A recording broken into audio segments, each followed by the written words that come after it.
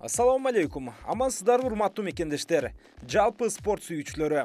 Ала Тоо спорт YouTube каналы кайрадан сиздерге кыргыз спортундагы акыркы жаңылыктарды айтууну улантат. Бул жолку чыгарылышта 19 март күнү Краснодар шаарында күтүлүп жаткан EFC уюмунун алкагында орун ала турган Бусурманкул Абдибайыт уулунун кезектеги беттеши тууралуу айтып өтөбүз. Жеңишке жетүүгө канчалык мүмкүнчүлүк бар? Алдыда анализдеп көрөлү. Толук 1,5 жылдык тынуудан кийин Бусурманкул Абдибайыт уулу кайрадан октагонго кайтат. Тактап айтканда 19 март күнү Орусиянын Краснодар шаарында Хабиб Нурмагомедовго таандык Eagle Fighting Championship уюмунун алкагында орусиялык мушкер Владислав Королевскийге каршы беттеш өткөрөт. Чынында бул беттеш боюнча азыр ар ким ар кандай пикирде. Бирок көптөн бери беттешке чыга элек Алай Кайман асымдуу спортчубузду кандай кыйынчылыктар күтүп турушу мүмкүн? Албетте ар бир беттеш өзүнчө кыйын. Владислав Королевский чынында анча таанымал эмес мушкерлердин бири. Буга чейин карьерасында жалпы 12 беттеш өткөрүп, анда 8 ирет жеңүүчү болгон. Беттештеринин дээрлик басымдуу бөлүгүн Орусиядагы экинчи деңгээлдеги Тэчкрип, Варс уюмдарында өткөргөн.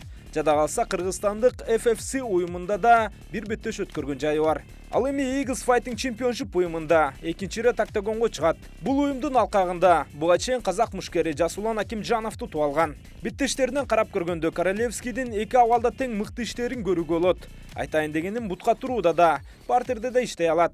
Анткени менен ал жеңип чыккан мушкерлердин басымдуу бөлүгү дээрлик таанымал эмес мушкерлер. Ал эми Бусурманкул Абдибайыт уулуна келсек, М1 глобал уюмунун чемпиондукка талапкер мушкери. Рекорду 12 жеңиш, 3 жеңилүү жана 1 тең чыгуу.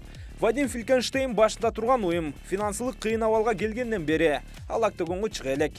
Тагыраагы Бусурманкул акыркы ирет 2019 жылдын август айында беттешке чыккан. Королевскийге салыштырганда Бусурманкул кыйла таанымал жана тажрыйбалуу мушкер. Соңку өткөргөн беттештердин баарында тең мыкты мушкерлерди жеңип чыккан десе болот. Акыркы мезгилдерде алайдын грэплинг боюнча чебер экендигин деле унутуп бара жаткандайбыз. Себеби ал бутка туруу абалында беттеш өткөрүүгө көбүрөөк басым жасап жатат. Бирок партер керек болсо, аны да иштеп табууга жөндөмдүү. Жалпылап алып караганда эки мушкер тең мыкты калыпта. Бирок тажрыйбалуу кыргыз мушкери бул беттеште азырынча айкын фаворит. Ага негиз көп. Ага карабастан Королевский бул беттешке жеңилүү үчүн чыгып жатат дегенден алыс болуу зарыл.